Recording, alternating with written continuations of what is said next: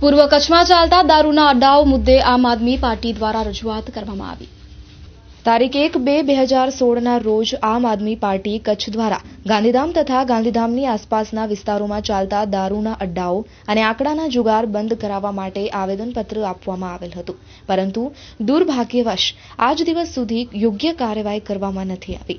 આ જ પ્રકારનું આવેદનપત્ર ભુજમાં પણ આમ આદમી પાર્ટી દ્વારા આપવામાં આવ્યું હતું. તે સંદર્ભે 1 માસથી વધુ સમય થઈ ગયો છે. ભુજ વિસ્તારમાં સદંતર દારૂ અને આંકડાનો જુગાર બંધ થઈ ગયેલ છે. ઉપરાંત સામાન્ય લોકો પણ ફરિયાદ કરી શકે તે માટે એક હેલ્પલાઇન નંબર પણ શરૂ કરવામાં આવ્યો છે.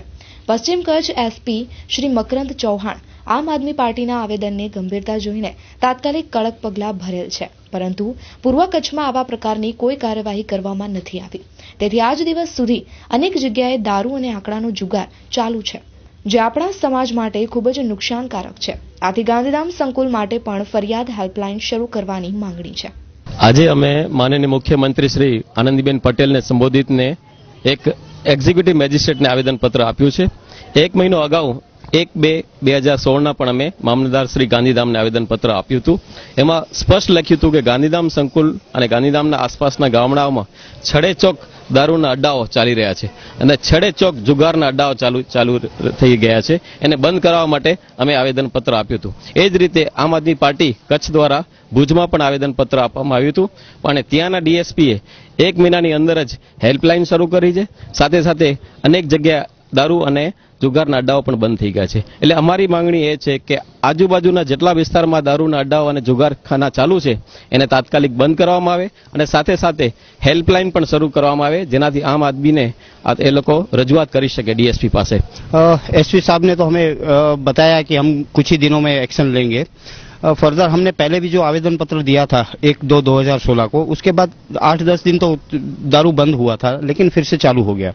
तो वो भी हमारे संज्ञान में बात आई, वो भी हमने एसपी साहब को बताया है और उन्होंने बताया कि जो आपका ज्ञापन है उसके संदर्भ में तुरंत ही कार्यवाही होगी और आने वाले कुछ ही दिनों में दारू और जो आंकड़ा जुगार वगैरह चालू है उसको बंद कराया जाएगा.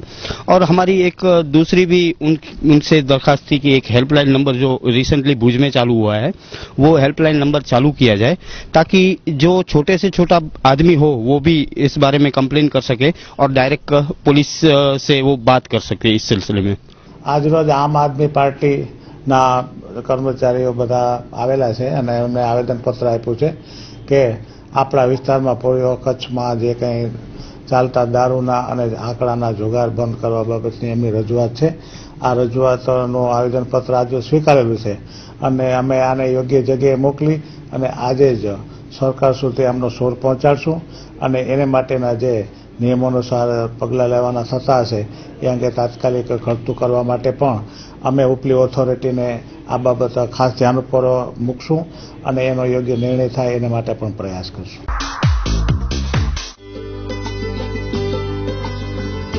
श्री परशुराम कथा श्री पंचदेव धाम नंदी आश्रम गौशाला समिति एवं सनातन धर्म प्रेमी भाविकगण आयोजित श्री परशुराम भगवान गुणानुवाद 5 दिवसीय कथा ज्ञान यज्ञ आयोजन तारीख 6/6/2016 थी तारीख 10/6/2016 करेल छे.